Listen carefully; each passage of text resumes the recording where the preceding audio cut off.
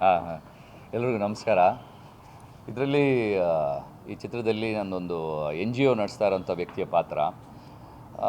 ತುಂಬ ಖುಷಿ ಕೊಡೋದೇನು ಅಂತಂದರೆ, ರಾಮನಾರಾಯಣ್ ಅವ್ರನ್ನ ನಾನು ಒಬ್ಬ ಒಳ್ಳೆ ಬರಹಗಾರರಾಗಿ ನೋಡಿದ್ದೀನಿ. ಅವರು ನಿರ್ದೇಶನ ಶುರು ಮಾಡಿದಾಗ ಇವ್ರ ಜೊತೆ ನಾನು ಕೆಲಸ ಮಾಡಬೇಕು ಅಂತ ಯಾವುದೇ ಒಬ್ಬ ಕಲಾವಿದನಿಗೆ ಒಳ್ಳೆ ನಿರ್ದೇಶಕ, ಒಳ್ಳೆ ಬರಹಗಾರ ಇಂಥವ್ರು ನಿರ್ದೇಶಕರಾಗ್ತಾರೆ ಅಂದಾಗ ಅವ್ರ ಜೊತೆ ಕೆಲಸ ಮಾಡೋಕ್ಕೆ ತುಂಬ ಸಂತೋಷ ಆಗುತ್ತೆ. ಸೊ ಕಾಯ್ತಾ ಇದ್ದೆ ಇವರು ಚಿತ್ರದಲ್ಲಿ ಯಾವತ್ತು ಕರೆ ಬರುತ್ತೆ ಅಂತ. ಸೊ ಹಾಗಾಗಿ ಇವ್ರು ಹೇಳಿದಾಗೆ ನನಗೆ ಲಾಸ್ಟ್ ಮಿನಿಟಲ್ಲಿ ಕರೆ ಬಂತು. ಈ ಥರ ಯಾರು ನಾವು ಗೊತ್ತಿರಲಿಲ್ಲ, ನಿಮ್ಗೆ ರೀಚ್ ಔಟ್ ಮಾಡೋದು ಬೇಡ ಗೊತ್ತಿರಲಿಲ್ಲ, ಬಟ್ ಈ ಮಾಡ್ತೀರಾ ಈ ಪಾತ್ರ ಅಂದಾಗ ತುಂಬ ಖುಷಿ ಆಯಿತು. ಆ ಪಾತ್ರ ಹೇಳಿದ ತಕ್ಷಣ ಒಂದು ಯೋಗರಾಜ್ ಭಟ್ ಅವರ ಕತೆ ಅಂದ ತಕ್ಷಣವೇ ಆ ಎಲ್ಲ ಪಾತ್ರಗಳು ಚೆನ್ನಾಗಿರುತ್ತೆ, ಅದಕ್ಕೊಂದು ತೂಕ ಇರುತ್ತೆ.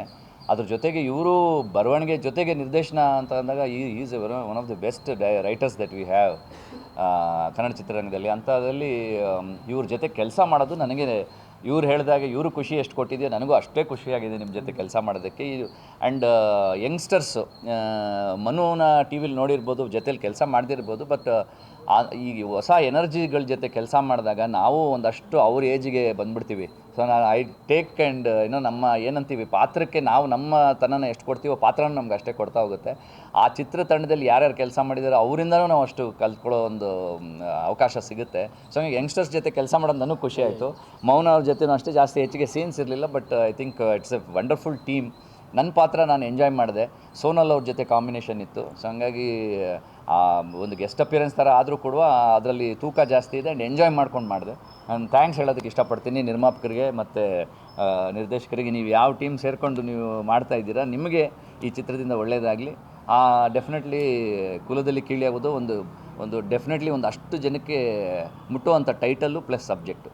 ಆ ವಿಷಯದಲ್ಲಿ ಒಪ್ಕೋಬೇಕು. ಎಲ್ಲೋ ನಾನು ಸಣ್ಣ ಪಾತ್ರ ಅಥವಾ ಗೆಸ್ಟ್ ಅಪಿಯರೆನ್ಸ್ ಅಂದರೂ ಕೂಡ ವೆಲ್ಕಮ್ ಆನ್ ಬೋರ್ಡ್ ಹಾಕಿ ಎಲ್ಲ ಕಡೆ ಪಬ್ಲಿಸಿಟಿ ಮಾಡಿ ನನಗೆ ಕೆಲವು ಜನ ಕೇಳಿದ್ರು, ನೀವು ಮಾಡ್ತಾಯಿದ್ರಲ್ಲ ಸರ್ ಹೊಸ ಪಿಕ್ಚರು ಕುಲದಲ್ಲಿ ಕೀಳಿಯೋದು ಅಂತ. ಹಾಗಾಗಿ ಅದನ್ನು ರೀಚ್ ಆಗ್ತಾಯಿದೆ. ಹಂಗೆ ಆ ಎಫರ್ಟು ಮೆಚ್ಕೋಬೇಕು.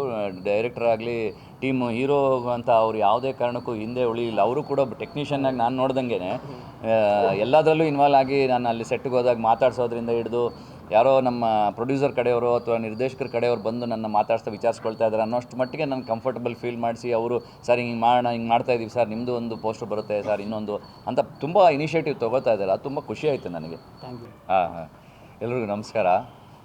ಇದರಲ್ಲಿ ಈ ಚಿತ್ರದಲ್ಲಿ ನನ್ನೊಂದು ಎನ್ ಜಿ ಒ ನಡೆಸ್ತಾ ಇರೋಂಥ ವ್ಯಕ್ತಿಯ ಪಾತ್ರ.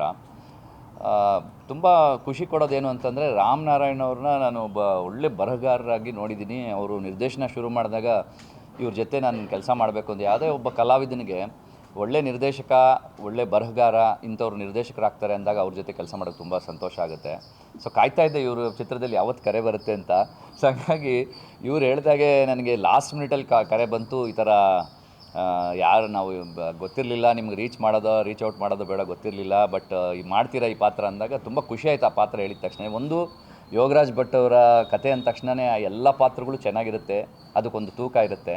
ಅದ್ರ ಜೊತೆಗೆ ಇವರು ಬರವಣಿಗೆ ಜೊತೆಗೆ ನಿರ್ದೇಶನ ಅಂತ ಅಂದಾಗ is one of the best writers that we have Kannada ಚಿತ್ರರಂಗದಲ್ಲಿ. ಅಂಥದ್ರಲ್ಲಿ ಇವ್ರ ಜೊತೆ ಕೆಲಸ ಮಾಡೋದು ನನಗೆ, ಇವ್ರು ಹೇಳಿದಾಗೆ ಇವರು ಖುಷಿ ಎಷ್ಟು ಕೊಟ್ಟಿದೆಯೋ ನನಗೂ ಅಷ್ಟೇ ಖುಷಿಯಾಗಿದೆ ನಿಮ್ಮ ಜೊತೆ ಕೆಲಸ ಮಾಡೋದಕ್ಕೆ. ಆ್ಯಂಡ್ ಯಂಗ್ಸ್ಟರ್ಸು ಮನುನ ಟಿ ವಿಲಿ ನೋಡಿರ್ಬೋದು, ಜೊತೇಲಿ ಕೆಲಸ ಮಾಡ್ದಿರ್ಬೋದು, ಬಟ್ ಈ ಹೊಸ ಎನರ್ಜಿಗಳ ಜೊತೆ ಕೆಲಸ ಮಾಡಿದಾಗ ನಾವು ಒಂದಷ್ಟು ಅವ್ರ ಏಜಿಗೆ ಬಂದುಬಿಡ್ತೀವಿ. ಸೊ ನಾನು ಐ ಟೇಕ್ ಆ್ಯಂಡ್ ನಮ್ಮ ಏನಂತೀವಿ ಪಾತ್ರಕ್ಕೆ ನಾವು ನಮ್ಮ ತನನ ಎಷ್ಟು ಕೊಡ್ತೀವೋ ಪಾತ್ರನ ನಮ್ಗೆ ಅಷ್ಟೇ ಕೊಡ್ತಾ ಹೋಗುತ್ತೆ. ಆ ಚಿತ್ರತಂಡದಲ್ಲಿ ಯಾರ್ಯಾರು ಕೆಲಸ ಮಾಡಿದಾರೋ ಅವರಿಂದನೂ ನಾವು ಅಷ್ಟು ಕಲ್ತ್ಕೊಳ್ಳೋ ಒಂದು ಅವಕಾಶ ಸಿಗುತ್ತೆ. ಸೊ ಹಂಗೆ ಯಂಗ್ಸ್ಟರ್ಸ್ ಜೊತೆ ಕೆಲಸ ಮಾಡೋದು ನನಗೂ ಖುಷಿ ಆಯಿತು. ಮೌನ ಅವ್ರ ಜೊತೆನೂ ಅಷ್ಟೇ ಜಾಸ್ತಿ ಹೆಚ್ಚಿಗೆ ಸೀನ್ಸ್ ಇರಲಿಲ್ಲ, but I think it's A wonderful team. ನನ್ನ ಪಾತ್ರ ನಾನು ಎಂಜಾಯ್ ಮಾಡಿದೆ. ಸೋನಲ್ ಅವ್ರ ಜೊತೆ ಕಾಂಬಿನೇಷನ್ ಇತ್ತು. ಸೊ ಹಂಗಾಗಿ ಒಂದು ಗೆಸ್ಟ್ ಅಪಿಯರೆನ್ಸ್ ಥರ ಆದರೂ ಕೂಡ ಅದರಲ್ಲಿ ತೂಕ ಜಾಸ್ತಿ ಇದೆ ಆ್ಯಂಡ್ ಎಂಜಾಯ್ ಮಾಡ್ಕೊಂಡು ಮಾಡಿದೆ. ನಾನು ಥ್ಯಾಂಕ್ಸ್ ಹೇಳೋದಕ್ಕೆ ಇಷ್ಟಪಡ್ತೀನಿ ನಿರ್ಮಾಪಕರಿಗೆ ಮತ್ತು ನಿರ್ದೇಶಕರಿಗೆ. ನೀವು ಯಾವ ಟೀಮ್ ಸೇರಿಕೊಂಡು ನೀವು ಮಾಡ್ತಾ ಇದ್ದೀರಾ, ನಿಮಗೆ ಈ ಚಿತ್ರದಿಂದ ಒಳ್ಳೆಯದಾಗಲಿ. ಡೆಫಿನೆಟ್ಲಿ ಕುಲದಲ್ಲಿ ಕೀಳಿಯಾಗೋದು ಒಂದು ಡೆಫಿನೆಟ್ಲಿ ಒಂದು ಅಷ್ಟು ಜನಕ್ಕೆ ಮುಟ್ಟುವಂಥ ಟೈಟಲ್ಲು ಪ್ಲಸ್ ಸಬ್ಜೆಕ್ಟು.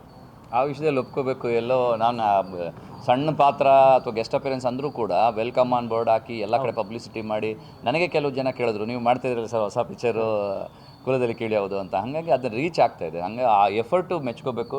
ಡೈರೆಕ್ಟರ್ ಆಗಲಿ, ಟೀಮು, ಹೀರೋ ಅಂತ ಅವ್ರು ಯಾವುದೇ ಕಾರಣಕ್ಕೂ ಹಿಂದೆ ಉಳಿಯಿಲ್ಲ. ಅವರು ಕೂಡ ಟೆಕ್ನಿಷಿಯನ್ನಾಗಿ ನಾನು ನೋಡ್ದಂಗೆ ಎಲ್ಲದರಲ್ಲೂ ಇನ್ವಾಲ್ವ್ ಆಗಿ, ನಾನು ಅಲ್ಲಿ ಸೆಟ್ಗೆ ಹೋದಾಗ ಮಾತಾಡ್ಸೋದ್ರಿಂದ ಹಿಡಿದು ಯಾರೋ ನಮ್ಮ ಪ್ರೊಡ್ಯೂಸರ್ ಕಡೆಯವರು ಅಥವಾ ನಿರ್ದೇಶಕರ ಕಡೆಯವರು ಬಂದು ನನ್ನ ಮಾತಾಡ್ತಾ ವಿಚಾರಿಸ್ಕೊಳ್ತಾ ಇದ್ದಾರೆ ಅನ್ನೋಷ್ಟು ಮಟ್ಟಿಗೆ ನಾನು ಕಂಫರ್ಟಬಲ್ ಫೀಲ್ ಮಾಡಿಸಿ ಅವರು ಸರ್ ಹಿಂಗೆ ಮಾಡೋಣ ಹಿಂಗೆ ಮಾಡ್ತಾ ಇದ್ದೀವಿ ಸರ್ ನಿಮ್ಮದು ಒಂದು ಪೋಸ್ಟರ್ ಬರುತ್ತೆ ಸರ್ ಇನ್ನೊಂದು ಅಂತ ತುಂಬ ಇನಿಷಿಯೇಟಿವ್ ತೊಗೋತಾ ಇದ್ದಾರೆ. ಅದು ತುಂಬ ಖುಷಿ ಆಯಿತು ನನಗೆ.